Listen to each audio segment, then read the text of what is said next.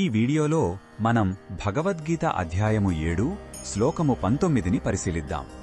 జ్ఞాన విజ్ఞాన యోగం అనే ఈ అధ్యాయంలో శ్రీకృష్ణుడు తనను తెలుసుకునే మార్గాన్ని వివరిస్తున్నాడు. ఎందరో భక్తులలో సంపూర్ణ జ్ఞానాన్ని పొందినవారు ఎంత గొప్పవారో ఈ శ్లోకంలో తెలియజేస్తున్నాడు. మొదటగా ఈ పవిత్ర శ్లోకాన్ని భక్తితో విందాం. బహునాం జన్మణామంతే జ్ఞానవాన్ మాం ప్రపద్యతే వాసుదేవః సర్వమితి సమహాత్మా సుదుర్లభః.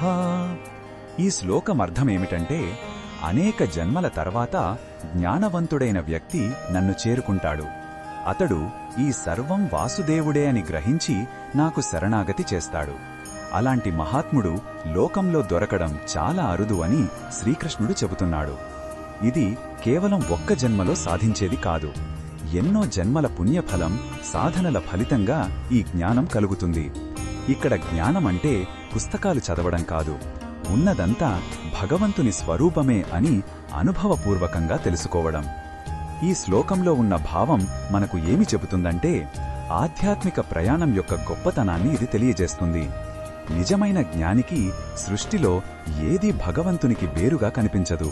ప్రతి అణువులో, ప్రతి జీవిలో ఆ వాసుదేవుడినే చూస్తాడు.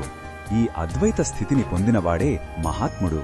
అలాంటి వారి పట్ల భగవంతునికి కూడా ఎంతో ప్రేమ, గౌరవం ఉంటాయని ఈ శ్లోకం మనకు స్ఫూర్తినిస్తుంది. ఈ బోధనను మన దైనందిన జీవితంలో ఎలా ఉపయోగించుకోవచ్చంటే, మన చుట్టూ ఉన్న ప్రతి మనిషిలో, ప్రతి వస్తువులో దైవత్వాన్ని చూసే ప్రయత్నం చెయ్యాలి.